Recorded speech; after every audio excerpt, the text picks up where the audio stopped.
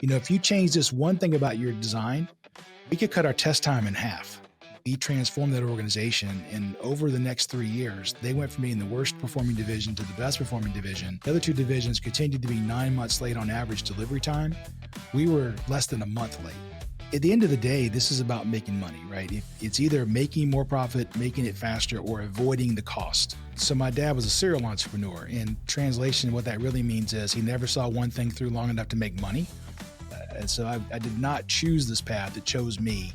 I have a company called Project Success. Let's forget the success. Let's just do the failure part. 1, 2, 3, 4. Welcome to The Business Game, a podcast that moves the needle.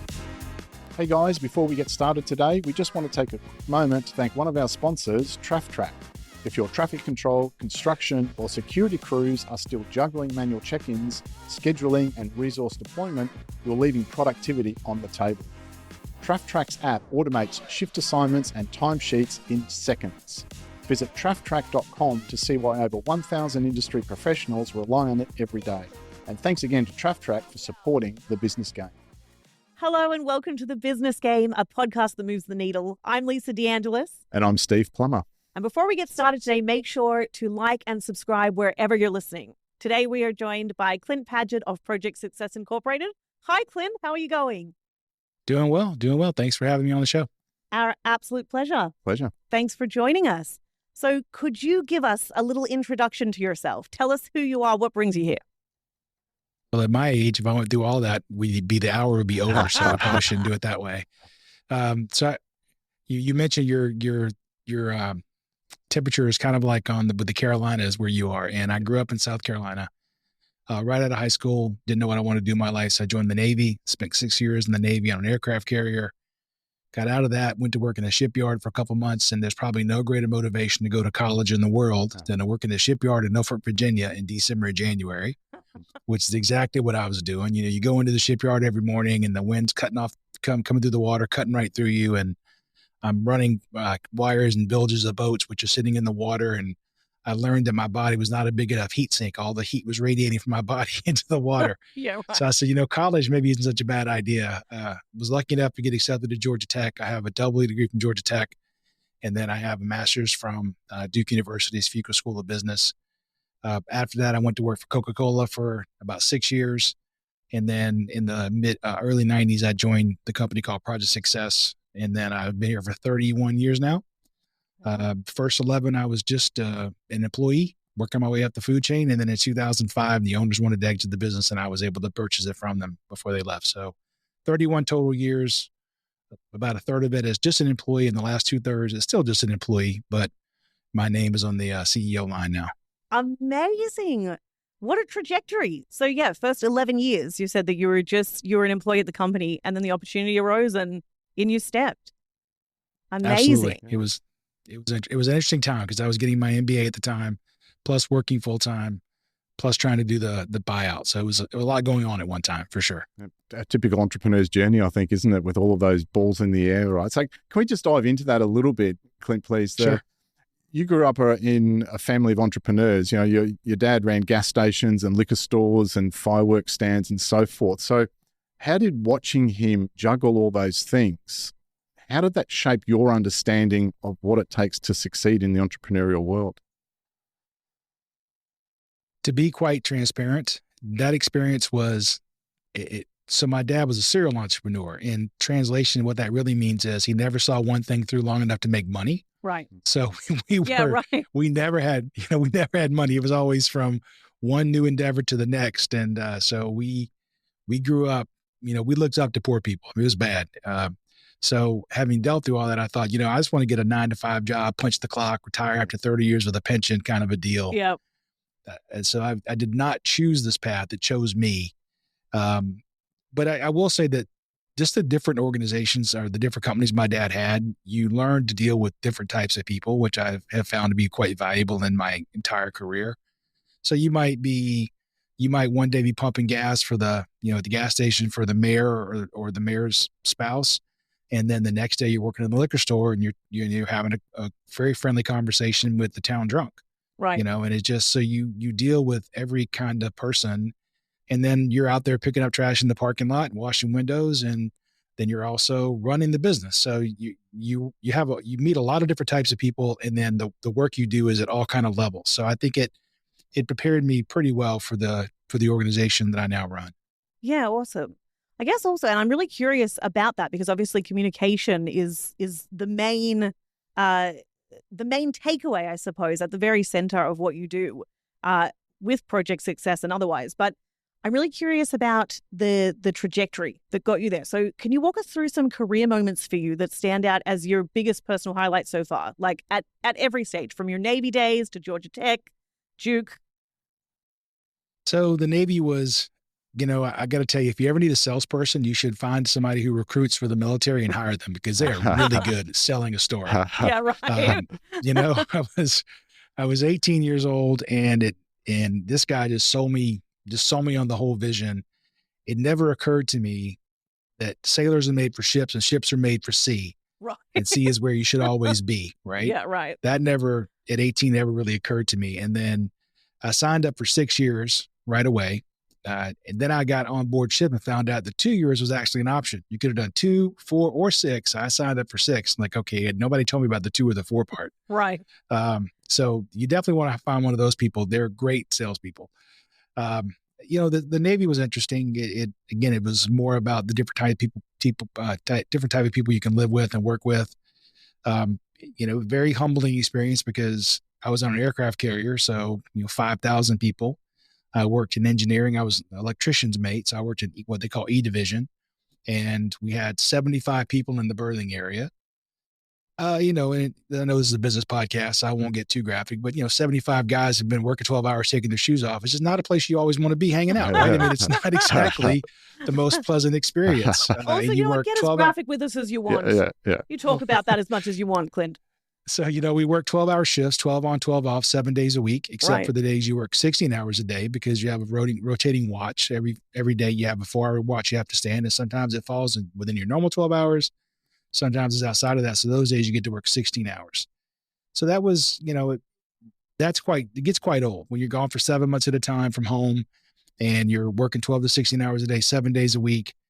And then you finally pull into port somewhere and you're going to be there for 4 days.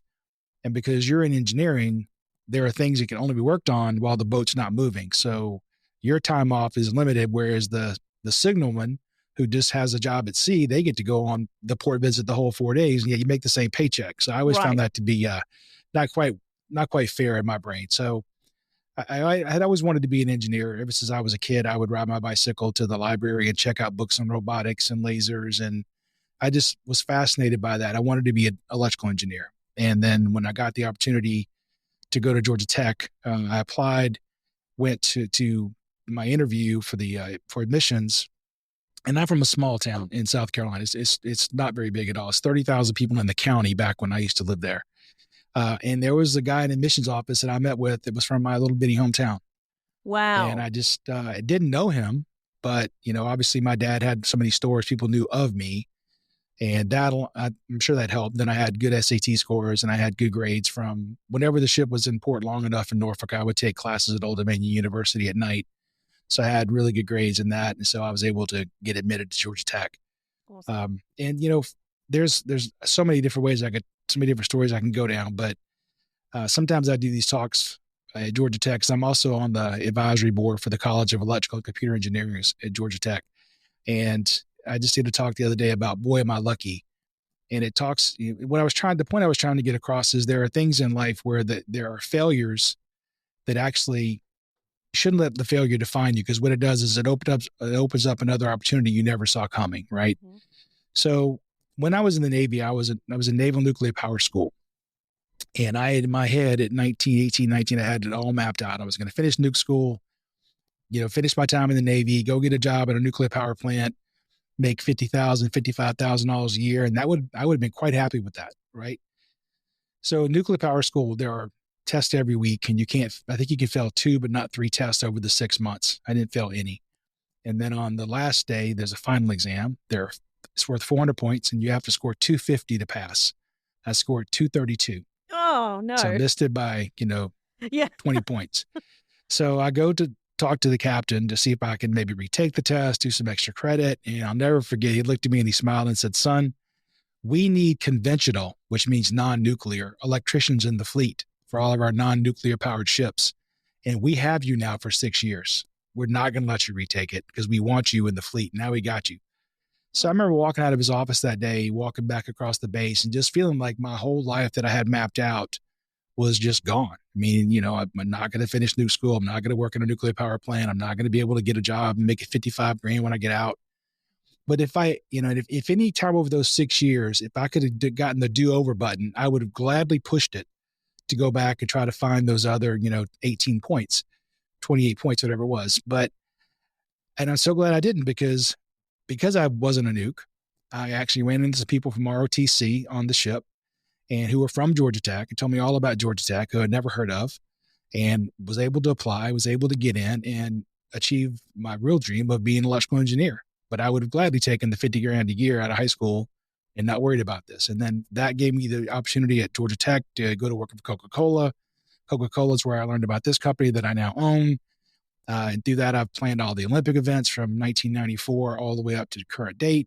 I ran the Olympic torch in Paris last year. I mean, Wow. so all of that would have been gone except for 18 points. Yes, right. Wow. I love that term, nuke school. Right? Yeah. Nuke Yeah. school. I want to know more about nuke school, right? That's really interesting. You touched rather on the talk about failure. Can we dive into that topic a little bit Sure. more, Clint? So fast Yeah, let's forward. talk about my failure. Let's do that. Yeah. That's what we brought you here. as a learning tool. I have as a company called learning Project tool. What a Success. Let's laundry forget the list. success. Let's just do the failure part. But the interesting thing about that, though, is that entrepreneurial success is never a straight line. Mhm. And so, what lessons did a particular failure or setback have for you in that entrepreneurial journey, as opposed to the Navy college nuke school thing? Well, I think another thing that happened that would have been classified as a failure is when I had the opportunity to buy the business, I talked to 13 different banks. I started by talking to 12. I talked to 12 different banks, and the first one was actually the current bank that the company had at the time. And I thought, well, they know who we are as a company. Certainly they'll, they know the revenue, they know the business, they'll be able to say, sure.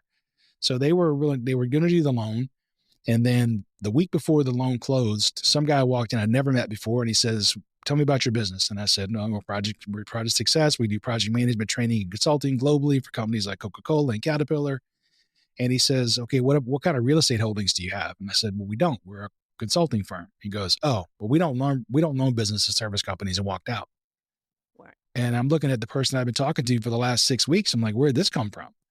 And she felt so bad about the whole situation. She gave me some names to call, and everyone was basically the same thing. If you didn't have real estate assets at the time, they didn't really want to talk to you. Mhm. So finally, I found this little bank out in Georgia called First Bank of the South, and met with them. And they liked my story about the Navy and all the stuff that I'd done. I working my way up in the company. They liked all that. And so they were going to get an SBA loan. And that's what we're going to. Everything's positive. It's going on for probably another 4 or 5 weeks. Everything's progressing.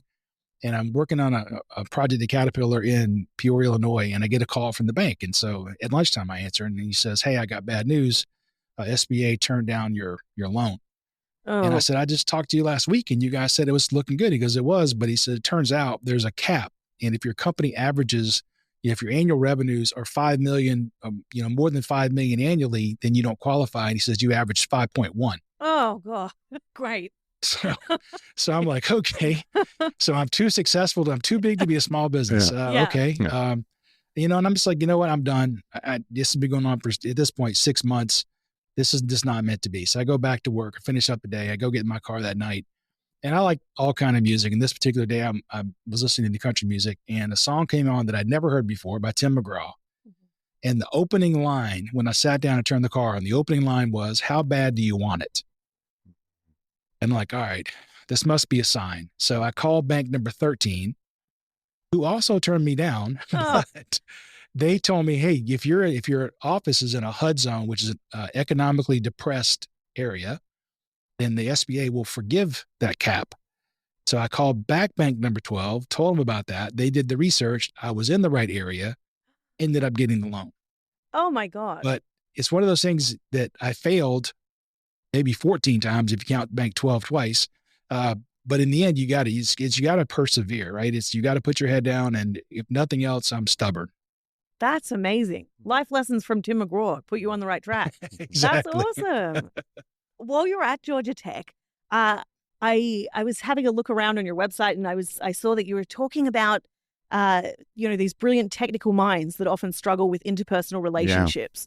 Yeah. Can you share a specific story that crystallized that for you? Is there something that comes to mind that was the light bulb moment where you went, oh my goodness, this is where people are falling down and I can help? Or is it a gradual realization? There's a seed that got planted while I was at Tech, and then it grew over time over my career, and then the realization over time dawned on me. But the seed that was planted is, I was telling my son, who's 8, he's a senior in high school, getting ready to go to start college next year, and I was telling him that I opened and closed the library. I wasn't the smartest kid in the room, but you weren't going to outwork me. That was for sure. Yeah. And I did really good on my exams at Tech. I had really good grades and did well on all the exams. But I would never get the top grade in the class. And at first it bothered me. And then I realized, and true story, so I hope nobody gets offended, but I realized that the person that was the 2 or 3 people that were scoring higher than me every time, they weren't studying because they were just that smart. And then I also realized they wore the same clothes every day for a week. Mm-hmm. They didn't have a date. I had a date that weekend, and I said, I think I'll shave a few IQ points for some social skills. Yeah, right? right. Yeah, so that was the seed that got planted is, there's a stereotype in there, but there's a grain of truth as well, right? That sometimes the people that are so brilliant technically are not the most socially capable people. Mm-hmm. In my career of teaching classes and working with clients on projects, it came to I would teach a project management class, which is about process and people, right? Because people do projects. And over time, I noticed that I was spending more and more time answering questions and talking about the communication, conversation, people side of planning than I was the blocking and tackling of do A first for 5 days, then B second for 10 days, and the total is 15 days. Both are important to do project work, but I found that software may help you with the process side. It does not help you with the people side. Mm-hmm. And that's kind of what led me down the path of writing the second book that I wrote, which is How Teams Triumph, which is more about the people side of managing projects. Whereas the first book I wrote, The Project Success Method, was really more about the blocking and tackling aspect of it. Mm-hmm. So I think it was a seed that got planted early.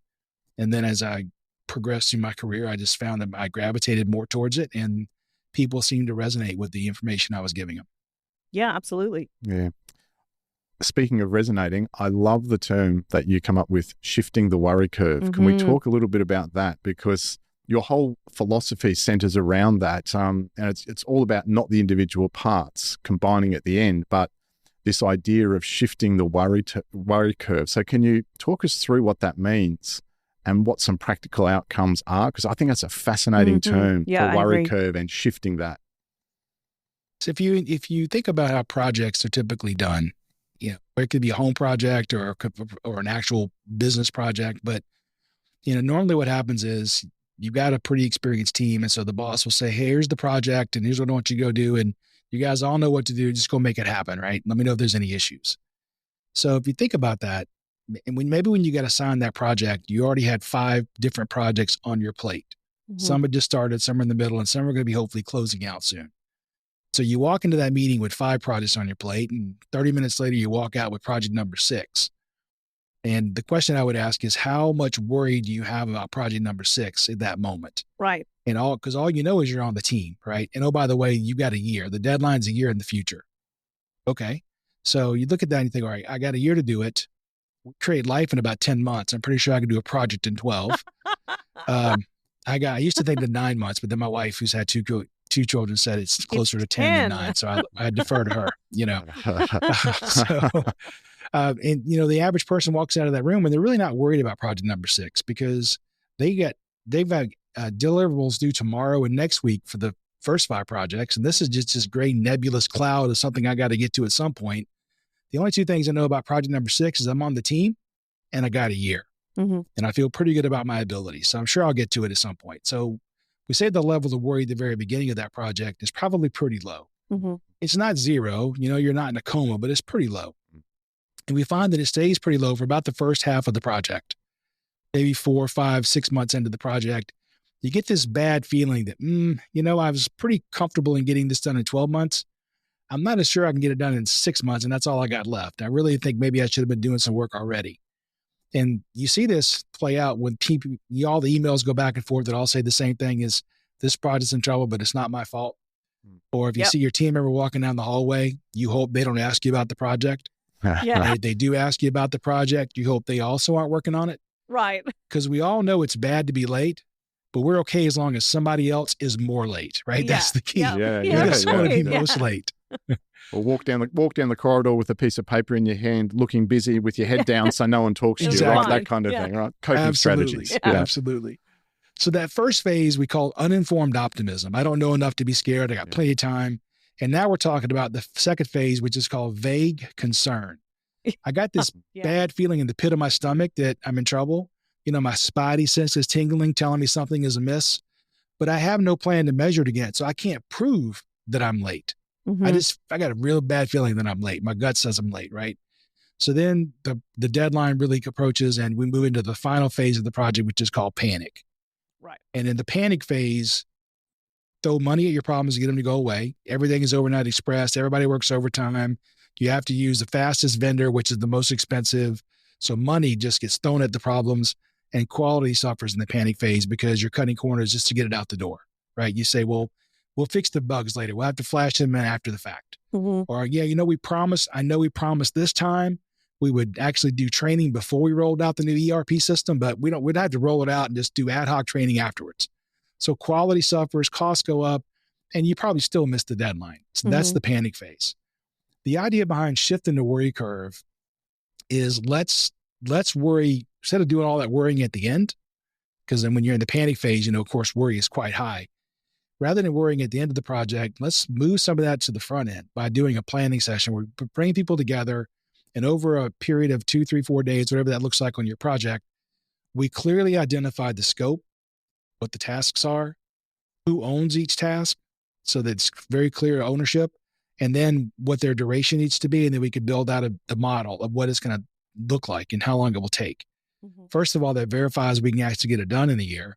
But the beauty of that is now, even though the project is a year away, I've got something for this project that has to be done in week 3, or we won't make the year-long deadline. Mm-hmm. So now I know just as much about this project as the other 5 I've been working on for quite some time. And now I'll get that work started plotting on my to-do list as well. And that's going to allow you can focus on the tasks that have to be done early, and you can still delay the ones later when you have more availability and more time. Of course, what that does is it pushes worry towards the front of the project. So you're shifting the worry curve as opposed to the worrying it all at the end. Right. Amazing. That as soon as you said vague concern, I felt it in the pit of my stomach. That is the worst feeling. It's the worst stage of any project. Yeah, vague concern. You wake up and you go, oh. Randomized panic, but I know it's there. Yeah. Hey guys, just a quick break to thank our affiliate partner, HubSpot.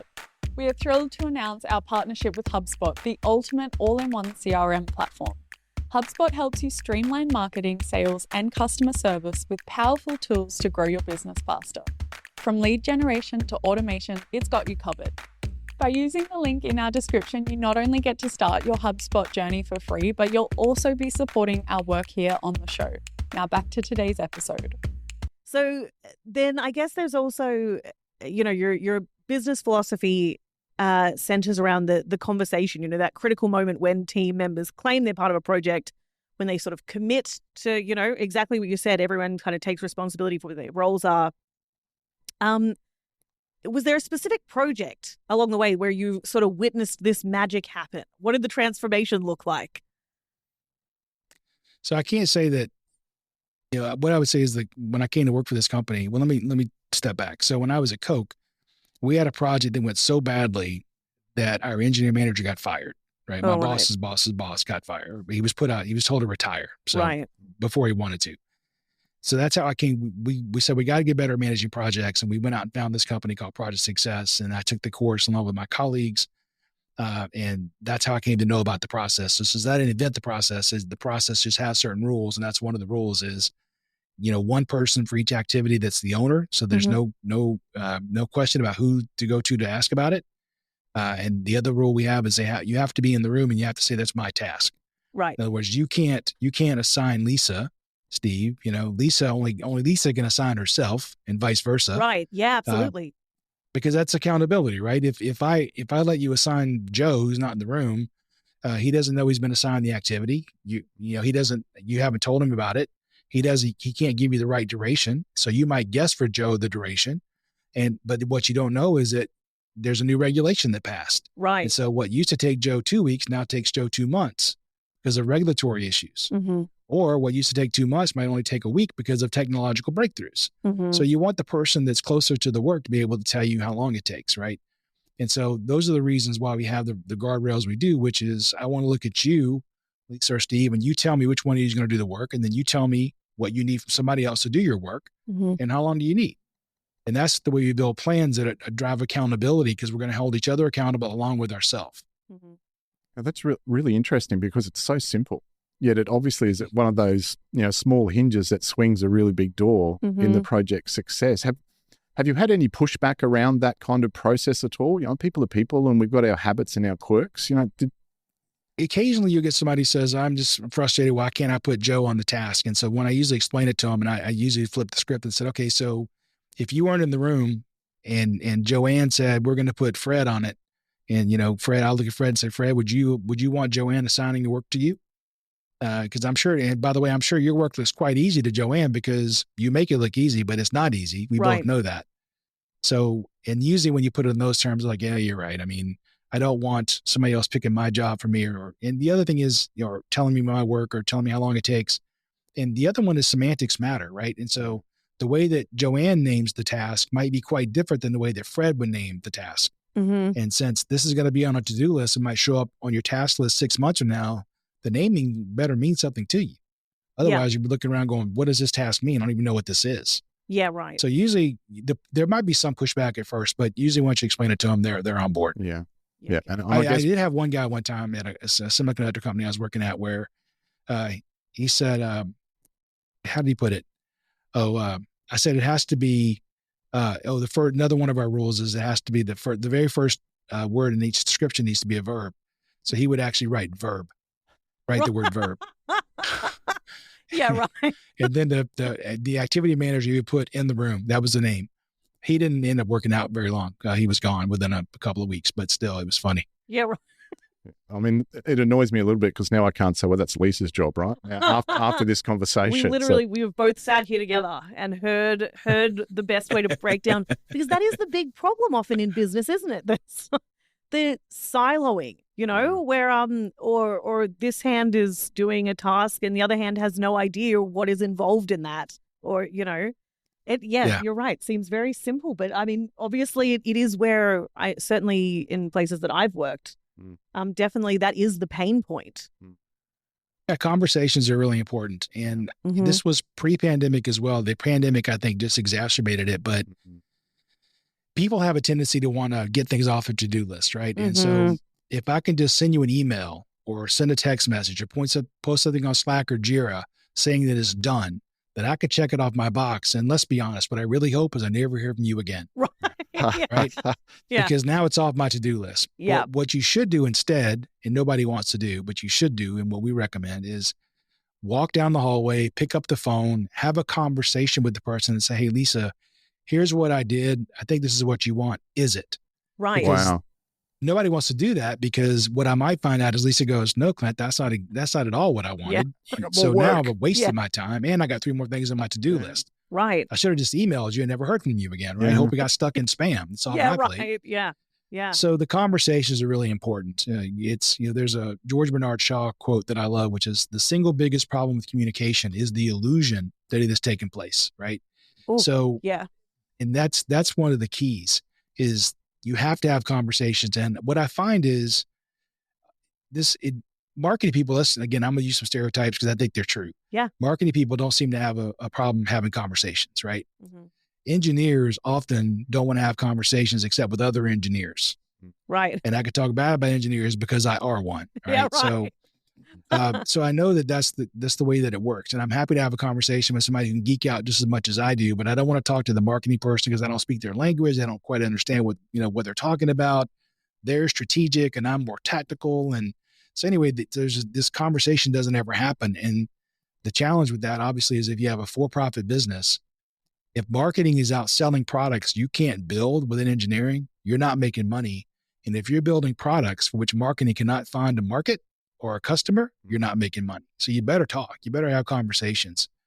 And so I'm a big fan of dialogue, which is through a conversation, way more than I am asynchronous means of communication where you just email, text message, or post. Mm-hmm. It's almost like bringing the humanity back to a very technical feel kind of thing.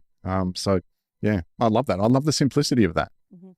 I like the way you put it. It is bringing humanity back, because when I'm telling people this and they say, oh, you can't be serious. We got to bring 30 people together for a project. I got to fly them in. Like, yeah, Yes. because the cost of being late is way more than the cost of these plane tickets. You know, if you miss the deadline by a month, then you're spending 10x what the plane tickets cost. I mean, come on. So that's not the issue. And they say, well, why do we have to do it? Well, the conversations are important.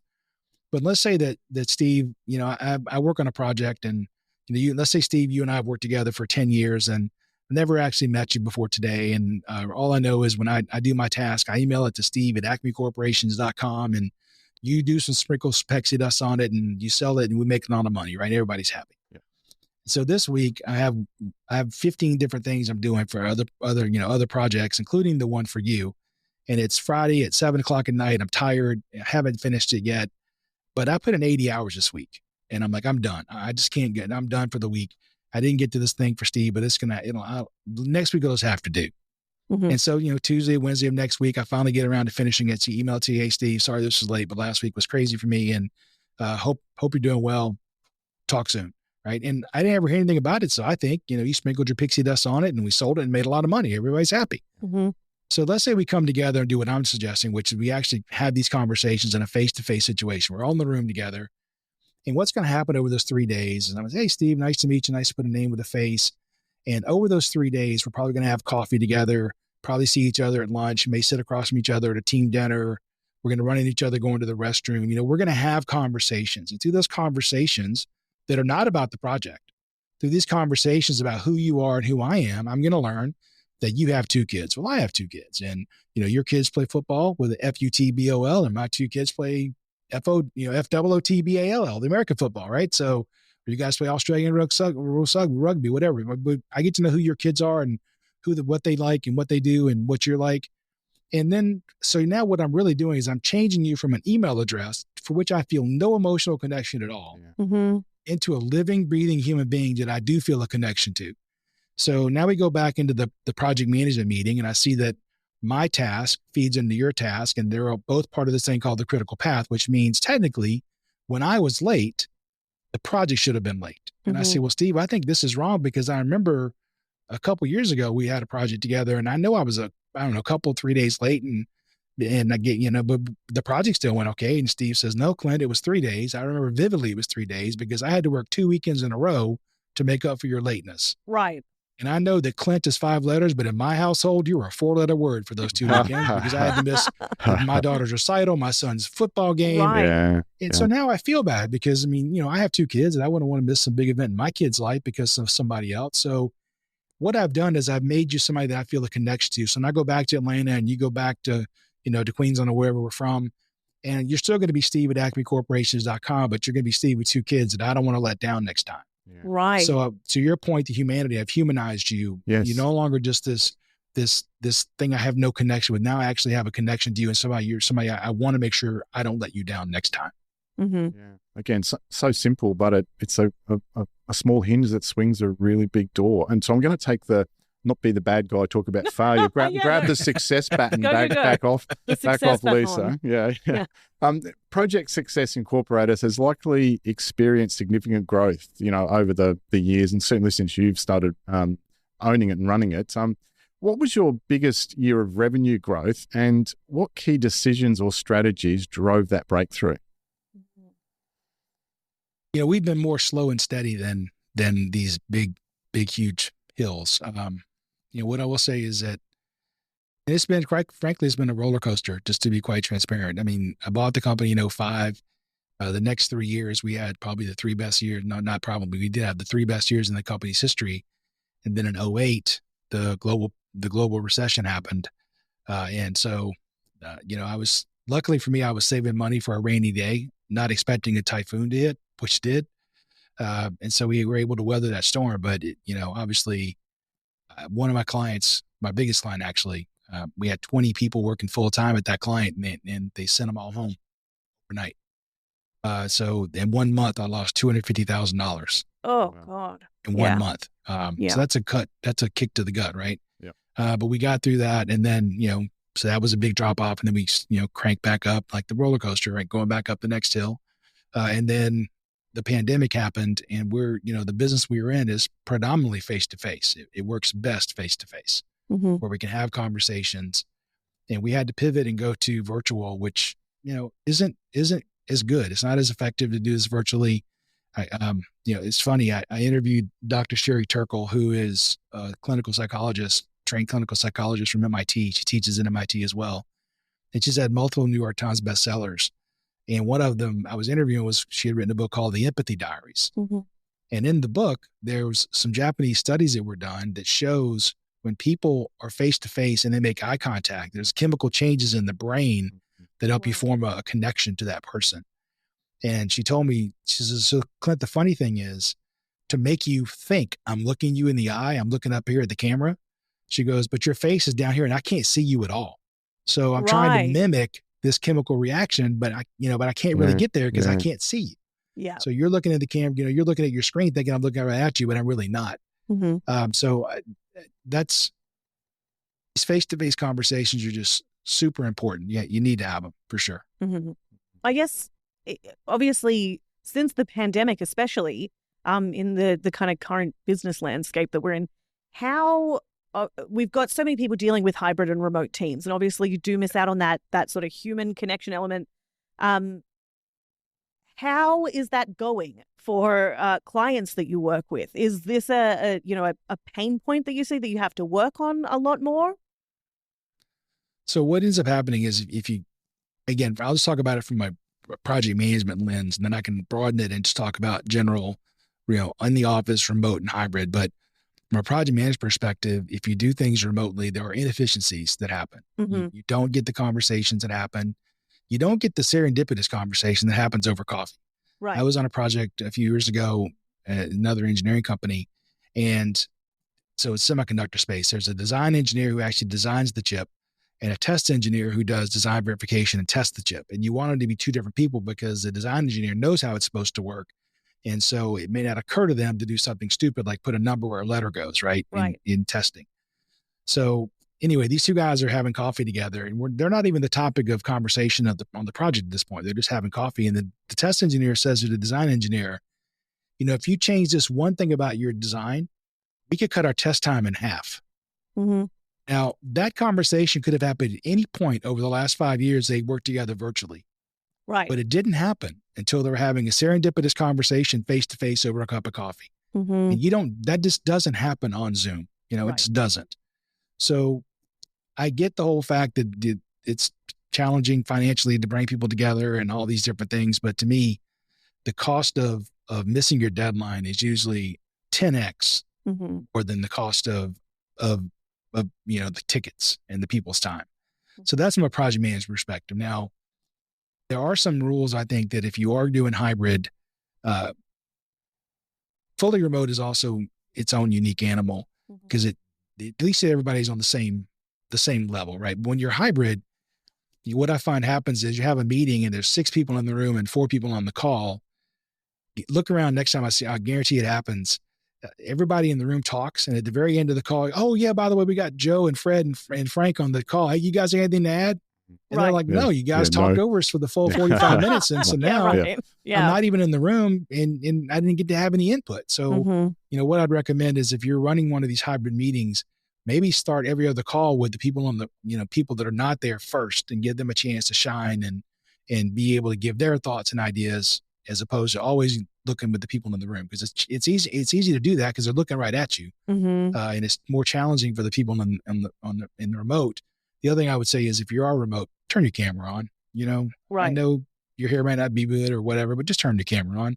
I can't make any connection at all with you. And frankly, if you don't have your camera on, I'm suspecting you're doing something different. You're not really paying attention to the call. And so you are, in my mind, you're starting to diminish yourself with your value. So that's a really, practical, simple piece of advice, I think. Yeah. Yeah. Yeah. Clint, I want to ask you about the Olympics. I mean, the biggest or second biggest sporting event in the world, the world tunes in, the world watches. How do you go about winning a job like that? And frankly, what's it like working on that? I'm fascinated by that. We were talking about this before, that we were like, that's something we I'll have to ask Clint. This is so cool, right? Coca-Cola, the Olympics. How do you even go about complete novices as far as winning a contract on that level? How does that happen? Yeah. So I'm not a fan of calling things lucky. Right. I feel like luck is what looks to other people like luck is actually you working really, really hard to put yourself in a position to find this luck. To me, it's like the analogy of the duck on, above water, you're just calm, cool, and collected. Underwater, you're paddling like hell. Right. Yeah. So that's how it feels. And people say, oh, you got lucky. Okay. So the way that it worked was I got lucky in that I was in the Navy for 6 years. Some wouldn't call that luck, but I was in the Navy for 6 years. And then the true luck was that the guy that came on the ship was from Georgia Tech's ROTC program and told me about a school I didn't know about. That part was lucky, except I was in the right place at the right time to meet this person, right? So then I got accepted to Georgia Tech. And what happened was I applied to be a co-op student because I didn't have any money. I had to work, I was going to need to pay my own way through school. And a cooperative education program is, if you're not familiar, you basically work for a quarter or a semester, and then you go to school for a quarter or a semester. Okay. Well, when I got to Georgia Tech, the co-op program, I'm really dating myself here, but this was at the very cusp of computers. So it was still a sign-in sheet. And if there were no sign-in slots left, there was no slots left for the interviews.